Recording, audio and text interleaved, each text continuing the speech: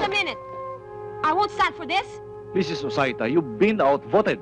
I don't care. Hindi pa tayo tapos. Mrs. Osaita, after this meeting, Arthur and I are going to sign our names on the contract, hiring Antonio Marzon.